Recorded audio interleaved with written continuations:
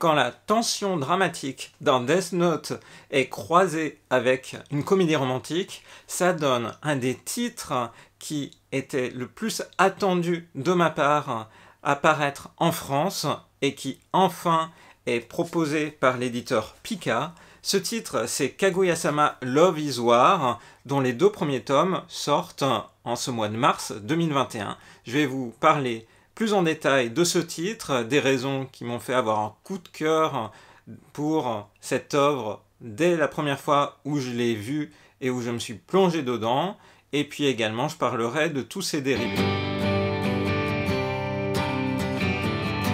Bonjour les Sakura, c'est Morgane, on se retrouve pour une nouvelle chronique manga. Je vous rappelle que vous pouvez accéder aux précédentes vidéos de présentation de manga de Vendredi Lecture via la playlist dédiée accessible depuis l'affiche qui apparaît dans le petit i en haut de cette vidéo, ainsi que dans la barre de description. Et donc aujourd'hui, je vais vous parler d'un titre que j'adore depuis que je l'ai découvert, en fait initialement en animé, puis ensuite je me suis intéressé au produit original, c'est-à-dire le manga, mais aussi à d'autres éléments dérivés, notamment un film sorti au Japon en 2019. Donc, Kaguya-sama Love is War est vraiment le croisement entre un jeu de stratégie très fin, très drôle aussi, et une comédie romantique, puisque, en fait, on suit au début de cette histoire 3 personnages qui sont les 3 personnages qui s'occupent du bureau des élèves de l'académie dans laquelle ils sont lycéens, qui est une académie réputée où les plus grands vont. Et par exemple, du coup, dans ce bureau des élèves, la vice-présidente, c'est la dénommée Kaguya, une fille qui est la descendante de très puissants industriels japonais, les Shinomiya, donc sa famille, sont à la tête d'un des 4 grands conglomérats du pays. Et donc, c'est quelqu'un qui a reçu une éducation très raffinée, mais en même temps qui a été éduqué à tout ce qui est stratégie, à tout ce qui est jeu social, et de l'importance parfois de manipuler les autres pour arriver à ses fins. Et dans le même temps, celui qui est le président du bureau des élèves, c'est Shirogane, qui est lui pas du tout descendant de quelque fortune que ce soit, puisqu'il est arrivé au sommet de la hiérarchie de l'académie, simplement par son intelligence. Il brille depuis plusieurs années, et il fait partie des tout meilleurs lycéens à travers tout le Japon. Et parallèlement, la 3e personne qui occupe une place dans le BDA, c'est la dénommée Chika, qui est une fille qui paraît assez écervelée, naïve, mais qui, du coup, détonne un petit peu dans ce duo entre, du coup, Kaguya Shinomiya et puis Shirogane, qui est toujours très tendue. Elle est toujours la petite graine de naïveté, de légèreté, d'humour, de personne qui met les pieds dans le plat, et qui vient un peu bouleverser les plans des 2 protagonistes. Puisque si les 2 protagonistes ont quelque chose de particulier, c'est d'une part, on va dire, une vision du monde basée sur des relations dominant-dominé qu'ils partagent, mais pas seulement. Mais il y a aussi un lien fort entre les 2. En fait, ils n'osent se l'avouer, mais tous les 2 sont amoureux l'un de l'autre. Mais dans leur vision, quiconque tombe amoureux en premier perd. Celui qui est à se déclarer et va se retrouver à jamais manipulé au bas de la hiérarchie. Et donc, il faut absolument ne jamais se déclarer en premier et faire en sorte que ça soit l'autre qui puisse se déclarer éventuellement, voilà, être au point au plus bas de cette hiérarchie. C'est la mort, en fait, si on se retrouve à faire le premier pas. Donc c'est impossible de se retrouver dans cette situation-là, tant pour Shirogane que pour Kaguya. Et donc, le manga démarre avec cette tension dramatique entre 2 personnages qui sont en apparence froids l'un pour l'autre, mais qui, tous les 2, au fond d'eux, vibrent pour l'autre justement, et vont chercher à ce que celui-ci, eh bien, se déclare. D'ailleurs, le titre japonais, Kaguya-sama wa Kokura Setai, veut dire Kaguya aimerait qu'on se déclare à elle. Donc c'est vraiment le cœur de l'intrigue. Et ainsi, on a en fait une histoire qui se base sur les jeux que mettent en place les personnages pour forcer l'autre à se déclarer, à peut-être oser avouer quelque chose. Donc les voilà en fait qui vont élaborer des stratégies. Donc par exemple sur le fait d'inviter l'autre à aller au cinéma. En fait, dès le premier chapitre, Kaguya a mis en place toute une stratégie pour tenter d'inciter Shirogane à l'inviter, mais eh bien sans arrêt par des biais rhétoriques, mais aussi des biais pas seulement dans les paroles, mais aussi dans les comportements, va chercher à faire en sorte que Shirogane l'invite, mais Shirogane a conscience, mais d'un autre côté, il ne sait pas comment réagir, et du coup, tout le temps, il y a ce jeu qui se met en place entre les deux protagonistes. C'est pour ça que dans l'introduction de cette vidéo, je disais que c'était la tension dramatique dans Death Note, parce qu'on est vraiment dans cette idée-là où chacun des personnages, en tout cas les deux protagonistes principaux, Shirogane et puis Kaguya, vont à chaque fois chercher à imaginer ce que l'autre peut penser et à quel moment il pourrait enfin se révéler. Donc on suit ainsi ce trio.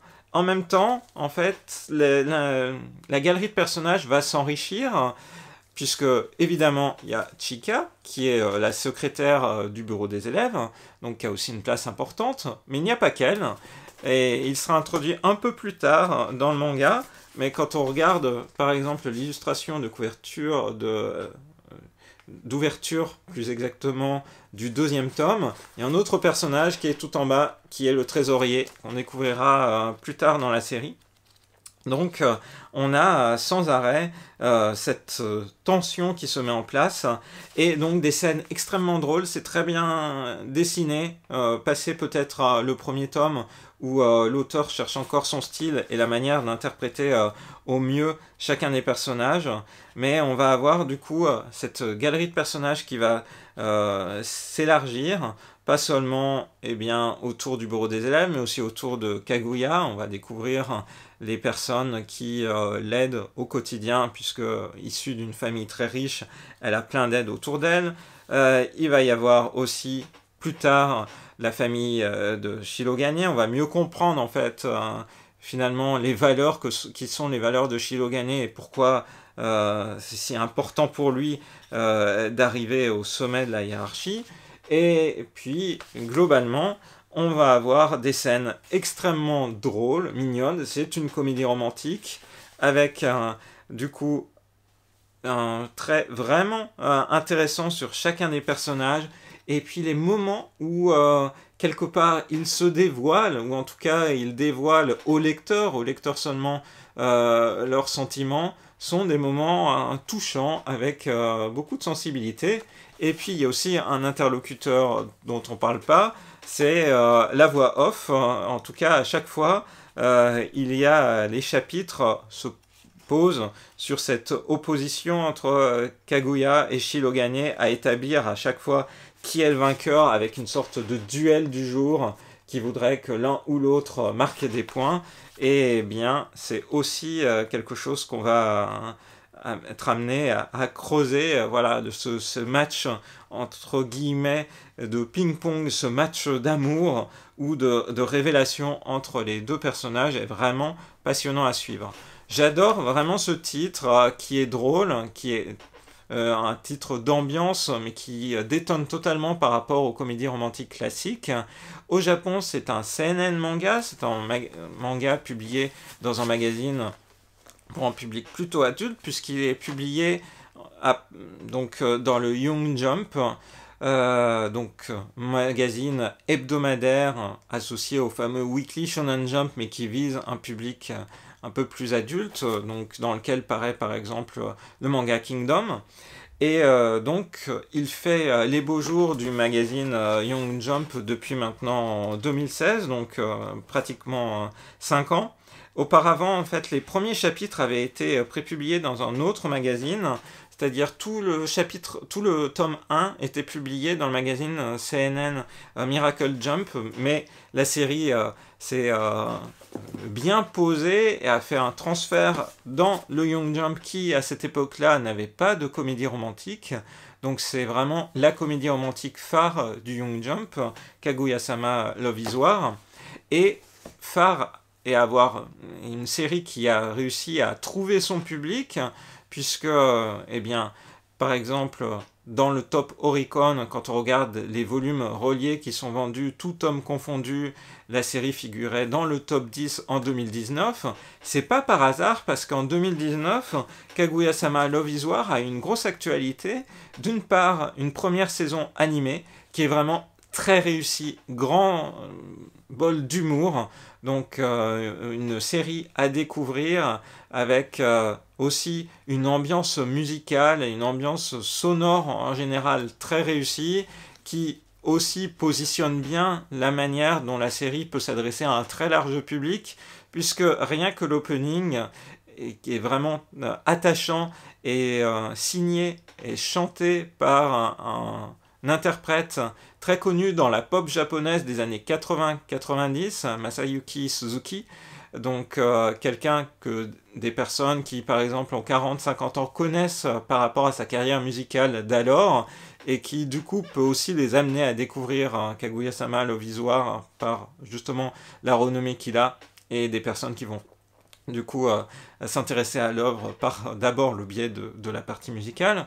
Et puis par ailleurs, au-delà de cette première saison d'animé qui fait 12 épisodes, disponible en France chez Wakanim, c'était un simulcast, eh bien en 2019 il y a eu aussi un film live qui est sorti, donc un film avec des acteurs en prise de vue réelle, sorti en septembre 2019. Avec Rosalis, on a eu la chance de voir ce film cinéma. C'est vraiment un beau moment. Ça reprend grosso modo l'intrigue et les éléments principaux qui concernent les 40-50 premiers chapitres du manga. C'est vraiment bien réalisé.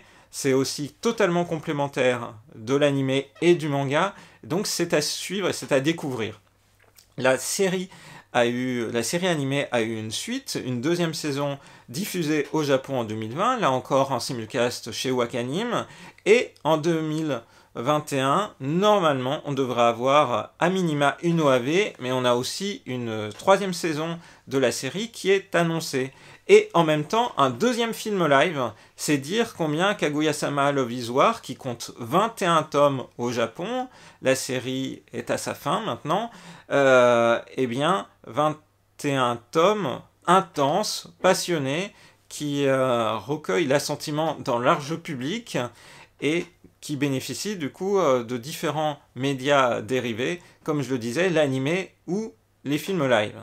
D'ailleurs, à propos de l'anime, si vous avez vu la première saison ou la deuxième saison de l'anime, sachez que le manga est totalement complémentaire, car la série animée n'adapte pas le manga dans l'ordre des chapitres, et en fait, chaque épisode de l'anime reprend 3 chapitres du manga, mais pas exactement dans l'ordre, en piochant.